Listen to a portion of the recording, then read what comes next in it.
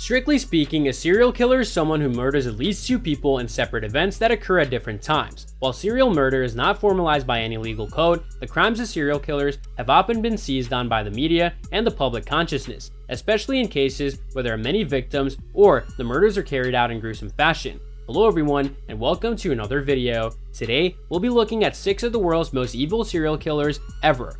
Yeah, you heard it right. So, let's start our video. Jeffrey Dahmer.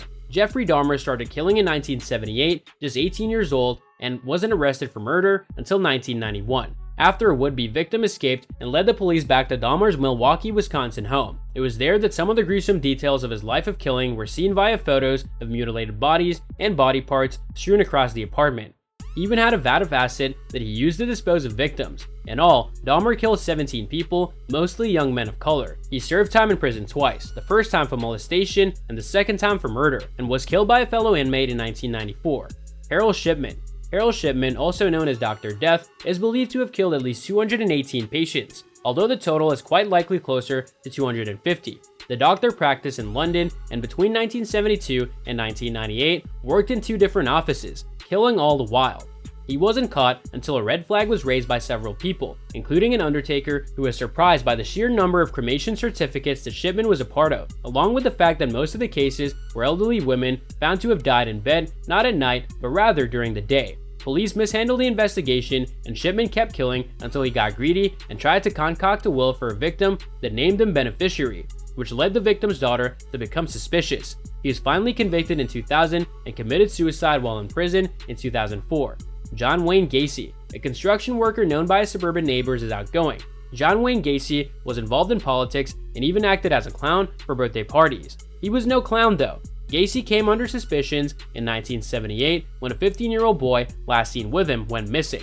That wasn't the only time families of missing boys had pointed fingers at Gacy, but it was the first time authorities took them seriously. Soon after, a search warrant granted police access to the Gacy home. With the smell of nearly 30 bodies buried in a 4-foot crawl space under his home, he was convicted of 33 counts of murder with additional counts of rape and torture, and was executed by lethal injection in 1994. H.H. Holmes. Chicago had its fair share of killers, but perhaps none more haunting than H.H. Holmes, the pharmacist who turned a hotel to a torture castle. Ahead of the 1893 World's Fair, Holmes moved to Chicago and started outfitting a 3-story hotel with all manner of nefarious contraptions, including gas lines, secret passages and trapdoors, hallways to dead ends, chutes to the basement, soundproof padding, and torture devices were strewn throughout a maze. The gas allowed Holmes to knock out his guests before the worst of what was to happen came next, often on his surgical tables. He then burned the bodies in the building's furnace, selling skeletons to medical schools and running life insurance scams. In all, he copped to more than 30 murders.